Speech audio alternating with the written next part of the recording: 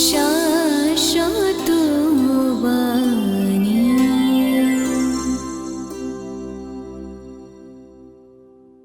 বন্দে পুরুষোত্তমম। পরম প্রেমময় শ্রী শ্রী ঠাকুর অনুকূল চন্দ্রের আলোচনা প্রসঙ্গের প্রথম খণ্ড। 29শে কার্তিক, শুক্রবার, 1348 বঙ্গাব্দ, ইংরেজির 14/11/1941। আজকাল তপবনের শিক্ষকগণ অনেক সময় শ্রী শ্রী ঠাকুরের কাছে আসেন। বিকালে সবাই এসেছেন। শ্রী শ্রী ঠাকুর মাতৃমন্দিরের পিছনে আশ্রম প্রাঙ্গণে বকুল গাছের তলে বেঞ্চের উপর বসে সহাস্য বদনে বলছেন, আমরা যেভাবে আরম্ভ করেছিলাম, কন্টিনিউটি থাকলে এতদিন ইউনিভার্সিটি গড়ে উঠত। বিমলদা বললেন, আমরা দোটানার মধ্যে পড়েছি। শ্রী শ্রী ঠাকুর বললেন, দোটানা কেন হবে? আপনারা তো ইউনিভার্সিটিকে ফুলফিল করেছেন। আর প্র্যাকটিক্যাল এডুকেশন দিতে গিয়ে বহুবারম্বে যেন লঘু ক্রিয়া না হয়। স্মৃতি শেখাতে গিয়ে 200 টাকা অ্যানভিল না হলে হবে না, এমন যেন না হয়। ওতে তথাকথিত বিলেতে ট্রেনিং নেওয়া লোকের মতো অকটমা হয়। সব সময় অনুযোগ, এটা নেই ওটা নেই, কাজ করি কি করে ইত্যাদি। বিশেষ কিছু নেই, তার মধ্যে দিয়েই হয়তো খেটে পিটে মাথা খাটিয়ে কাজে লাগিয়ে যাচ্ছেন।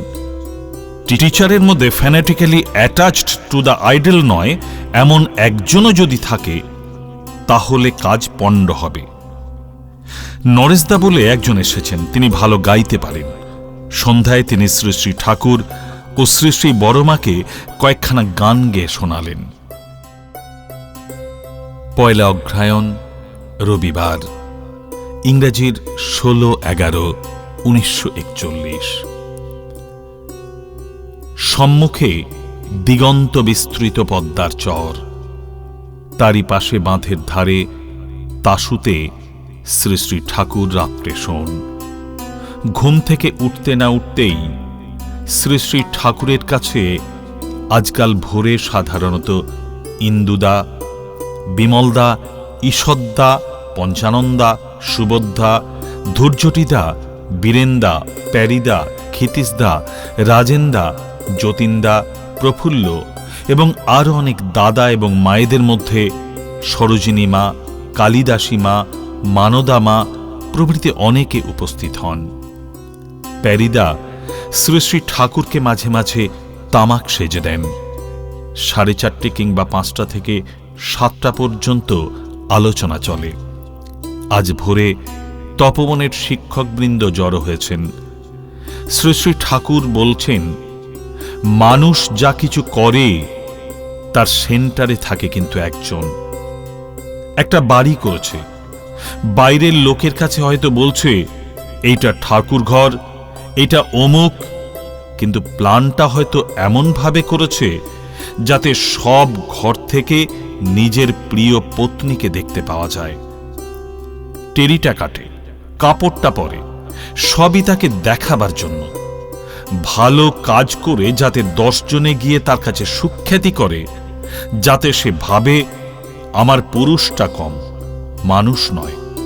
সাবাস বলে বাহাদুরি দেয়। মানুষের এক্সিস্টেন্সই থাকে না। যদি ভালোবাসার পাত্র কেউ না থাকে, তবে 7ই নক্ষত্রের জল পাত্র বিশেষে ফল। কনসেন্ট্রেশন সম্বন্ধে কথা উঠল।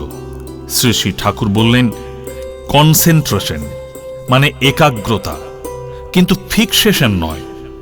কন মানে উইথ, আর সেন্ট্রেশন মানে সেন্টার। কনসেন্ট্রেশন মানে উইথ দ্য সেন্টার। ইষ্ট আর ইষ্ট স্বার্থে মনের আনাগোনা এমনি করেই ধ্যানে আসে চিত্ত সংযোজনা। থার্ড তিলে বা আজ্ঞাচক্রে মনঃসংযোগ করার কথা বলা হয়। মানুষ গভীর চিন্তা করতে গেলেই কিন্তু অজ্ঞাতসারে ওখানে হাত দেয়, প্রসেস অনুযায়ী ওগুলি করতে পারলে base of the brain excited হয়, পিনিয়াল গ্ল্যান্ডে সেই এক্সাইটমেন্ট চালিয়ে যায়, সুপ্রেসড অনেক কিছু বেরিয়ে পড়ে, বোধ করা যায়, কাজের ভিতর দিয়ে আবার সেগুলি অ্যাডজাস্টেড হয়। প্রফুল্ল বললেন, নাম ধ্যান না করে যদি মোটর অ্যাক্টিভিটি বেশি করে চালাই? শ্রী শ্রী ঠাকুর বললেন, তাতে সাবকনসাস অর আনকনসাস মাইন্ডে আনসলভড যা থাকে তা জানা যায় না, অ্যাডজাস্ট করা যায় না। জ্ঞান ধাতু মানে জ্ঞান, বোধ, অর্থাৎ ওখানে ধ্যান করলে জ্ঞান ও বোধ হয় বলেই ওকে আজ্ঞাচক্র বলে। আর প্রেশারটাই আদত জিনিস, ইষ্টভূতি সেই প্রেশার।